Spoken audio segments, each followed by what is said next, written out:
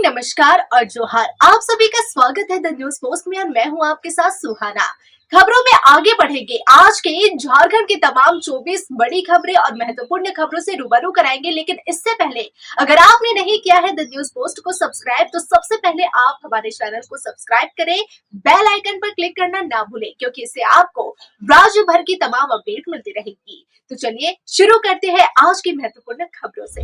राज्य समेत देश भर में 21 ठिकानों पर ईडी की छापेमारी हुई। रांची में ईडी की टीम ने इदलहातू, बरियातू, लालपुर, पीपी कंपाउंड, चिरौंदी, अशोकनगर में छापेमारी की है। साल 2025 में ईडी की यह पहली छापेमारी है। यह रेड कोरोना काल के दौरान वे आयुष्मान योजना में घोटाले को लेकर की गई है। बताया जा रहा है कि करोड़ों रुपए की हेरफेर की गई है। इस जांच में कई अहम कड़ी ईडी को हाथ लगी है। झारखंड में आयुष्मान भारत योजना में घोटाले की जांच ईडी ने शुरू कर दी है। इस जांच में पहले देश भर में 21 ठिकानों पर अहले सुबह से छापेमारी जारी है। इसमें पूर्व स्वास्थ्य मंत्री बन्ना गुप्ता के सहायक रहे गुड्डू सिंह के जमशेदपुर स्थित ठिकानों पर भी पहुंची। करीब 8 घंटे से अधिक छापेमारी चली। इस रेड में पूर्व मंत्री से जुड़े ठिकानों पर कई अहम दस्तावेज मिले हैं, जिससे कई लोगों की नींद उड़ जाएगी। सबसे पहले बात ओम प्रकाश सिंह उर्फ गुड्डू सिंह की कर लेते हैं। जब बन्ना गुप्ता स्वास्थ्य मंत्री थे तो यह उनके पीएस थे। ऐसे में अब ईडी को शक है कि झारखंड में हुए आयुष्मान घोटाले में विभाग से लेकर बड़े किरदार की भूमिका अहम है और ओम प्रकाश सिंह उसी कड़ी की एक कड़ी है। इनके ठिकानों पर ईडी की टीम पहुंची तो कई सामान और दस्तावेज मिले, जिसकी जांच की गई। एक तरफ मुख्यमंत्री हेमंत सोरेन भ्रष्टाचार के खिलाफ जीरो टॉलरेंस की बात करते हैं, लेकिन उनके अधिकारी खुलेआम रिश्वत ले रहे हैं। ऐसे में एसीबी ने बड़ी कार्रवाई की है। एंटी करप्शन की टीम ने नामकुम थाना के दारोगा चंद्रदीप प्रसाद को रिश्वत लेते रंगे हाथों गिरफ्तार कर लिया। बताया जा रहा है कि दरोगा चंद्रदीप प्रसाद एक केस में मैनेज करने के नाम पर 30,000 रुपए रिश्वत की मांग किए थे। पीड़ित ने मामले की शिकायत एसीबी से की, जिस पर एसीबी ने मामले की जांच की तो मामला सही पाया गया। इंस्पेक्टर लेन देन करने पहुंचा और पैसे लेते ही वहां पहले से मौजूद टीम ने उसे पकड़ लिया। बोकारो में विस्थापित युवक की मौत के बाद आक्रोशित ने आज बोकारो बंद बुलाया है और बंद का असर भी देखने को मिला है। जी हां, आक्रोशित ने कई जगहों पर टायर जलाकर जाम लगा दिया तो कहीं गाड़ियों में तोड़फोड़ की गई। यहां तक कि बड़े बड़े वाहनों को आग के हवाले कर दिया। वहीं बोकारो उपायुक्त विद्या जाधव के आदेश पर बीएसएल के मुख्य महाप्रबंधक हरिमोहन झा को गिरफ्तार कर लिया गया। इसके साथ ही अप्रेंटिस संघ की सभी मांग भी मान ली गई है। इसके अलावा 3 महीने के अंदर सभी की नियुक्ति पत्र भी सौंप दिया जाएगा और इसके अलावा मृतक के परिवार को 20 लाख रुपए का मुआवजा और परिवार के किसी सदस्य को नौकरी देने की भी बात कही गई है। बोकारो में विस्थापितों पर किए गए लाठीचार्ज के कारण हुई एक की मौत पर बवाल बढ़ता ही जा रहा है। इसे लेकर राजस्व द्वारा शुक्रवार को बोकारो बंद बुलाया गया, जिसका असर भी सुबह से शाम शहर में देखने को मिला। स्टील प्लांट के सभी गेट को बंद कर दिया गया। प्रमुख सड़कों का आक्रोशित टायर जलाकर बंद करवा रहे हैं। प्रमुख सड़कों पर जाम लगा दिया गया। आक्रोशित ने गाड़ियों में तोड़फोड़ भी की, बड़े वाहनों और एक बाइक को आग के हवाले भी कर दिया। रामगढ़ थाना क्षेत्र के सिरका बुध बाजार में सीसीएल अरगड्डा प्रबंधन के आदेश से जीएम ऑफिस के सुरक्षा कर्मी सिविल विभाग के कर्मियों के साथ अवैध पानी कनेक्शन काटने के लिए पहुंचे। पानी कनेक्शन काटने की सूचना पाकर दर्जनों ग्रामीण एकत्रित हो गए। ग्रामीणों ने कहा कि वर्षों से सीसीएल प्रबंधन बाजार गांव में पानी दे रहा है। एकाएक पानी का कनेक्शन काटना गलत है। ग्रामीणों ने पानी कनेक्शन काटने का विरोध किया। सुरक्षा कर्मियों को ग्रामीणों के विरोध का सामना करना पड़ा। पानी का कनेक्शन करता देख ग्रामीण काफी उग्र हो गए थे। परिणाम स्वरूप प्रशासन व सीसीएल प्रबंधन की टीम को कनेक्शन काटना छोड़ भागना पड़ा। रामनवमी पर्व को देखते हुए रांची पुलिस अलर्ट मोड पर है। शहर के चप्पे चप्पे पर सुरक्षा बलों की तैनाती की जा रही है। इसके अलावा रामनवमी शोभा यात्रा के सभी रूटों का ड्रोन सर्विलांस भी शुरू कर दिया गया है। ड्रोन के जरिए हर घर के छत की तलाशी ली जा रही है, ताकि जुलूस के दिन कोई भी असामाजिक तत्व माहौल ना खराब कर सके।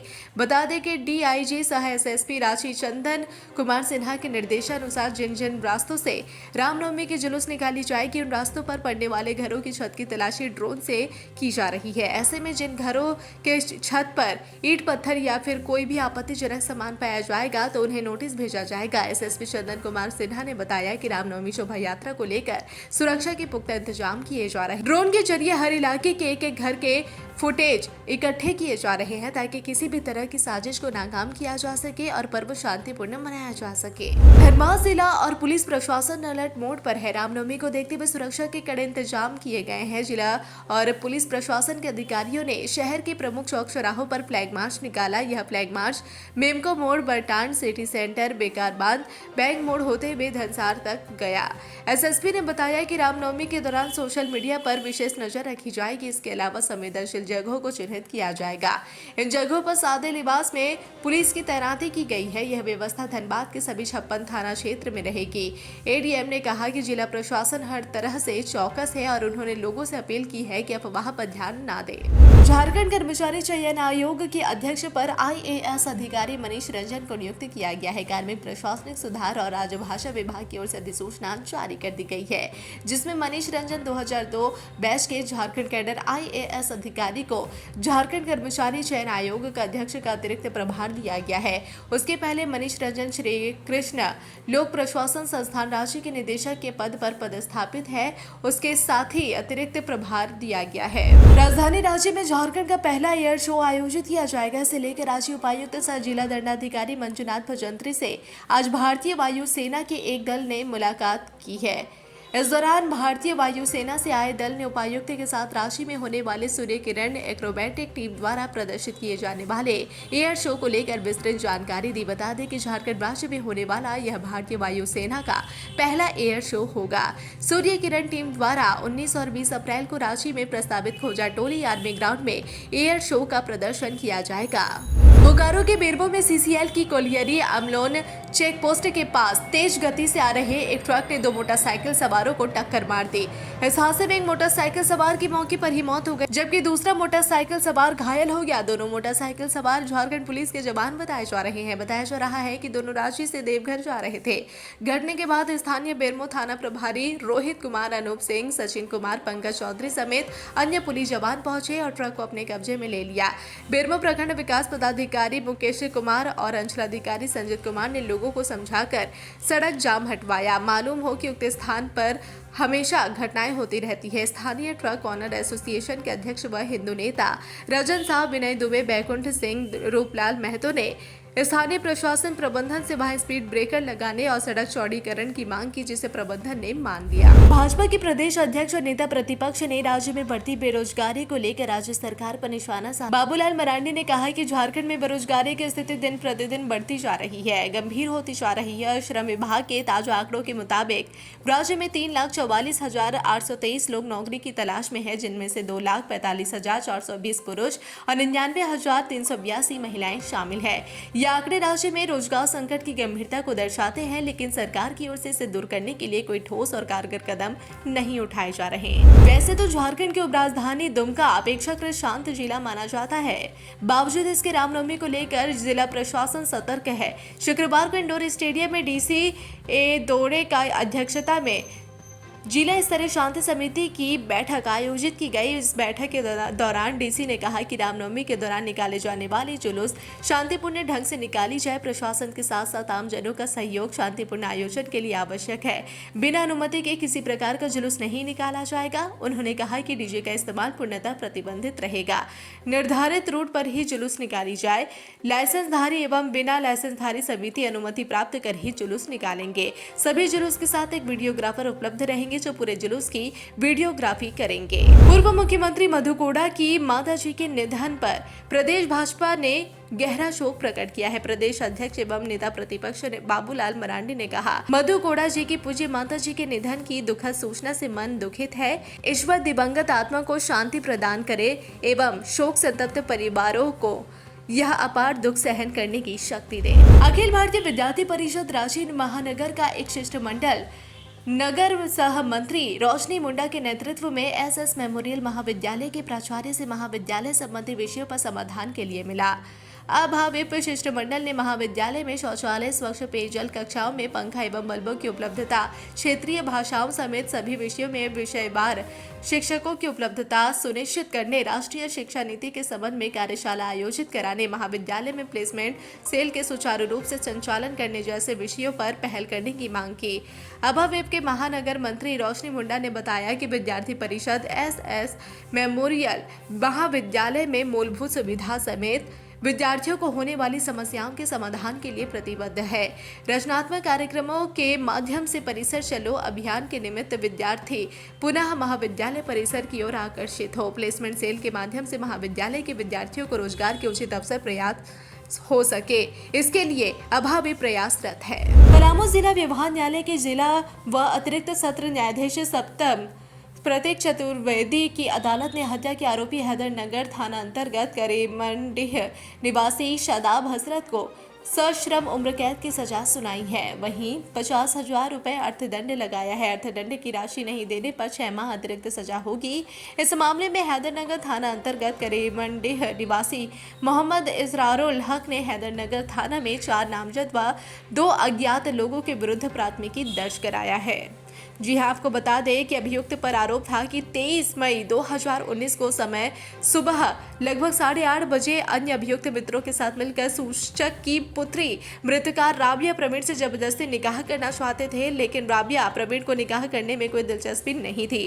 राबिया प्रवीण शादाब हसरत से निकाह नहीं करना चाहती थी और इसी कारण उसके घर में घुसकर मुद्दाले ने राबिया प्रवीण पर चाकू से कई बार प्रहार किया, जिससे वह लहूलुहान हो गई। राबिया प्रवीण को एक एहसान अली बचाने दौड़कर आए और अभियुक्त का साथी राजू व तन्वी ने उन्हें पकड़ लिया और उनके सीने पर चाकू मारा, जिससे घटनास्थल पर ही एहसान अली की भी मृत्यु हो गई, जबकि राबिया प्रवीण के अस्पताल ले जाने के क्रम में मृत्यु हो गई। अदालत ने साक्ष्य के आधार पर दोषी पाते हुए शादाब हसरत को सश्रम उम्र कैद की सजा सुनाई है और 50,000 रुपए का अर्थदंड लगाया है। रामनवमी का त्योहार शांतिपूर्ण माहौल में संपन्न कराने के उद्देश्य से जिला के पुलिस व प्रशासनिक पदाधिकारियों ने हुसैनाबाद, हैदरनगर व मोहम्मदगंज में डीडीसी शब्बीर अहमद, अपर समाहर्ता कुंदन कुमार, एसडीओ गौरांग महतो, प्रशिक्षु आईपीएस सह हुसैनाबाद, एसडीपीओ एस मोहम्मद याकूब, प्रशिक्षु आईपीएस सह थाना प्रभारी हैदरनगर दिव्यांश शुक्ला समेत जिले के पुलिस एवं प्रशासनिक अधिकारियों ने फ्लैग मार्च किया। विधि व्यवस्था बनी रहे यह सुनिश्चित करने के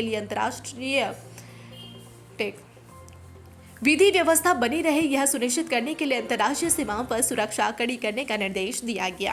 हैदरनगर स्थित देवी धाम परिसर में चैती नवरात्र एवं शारदीय नवरात्र के अवसर पर लगने वाले मेले की सैकड़ों वर्षों पुराना इतिहास है।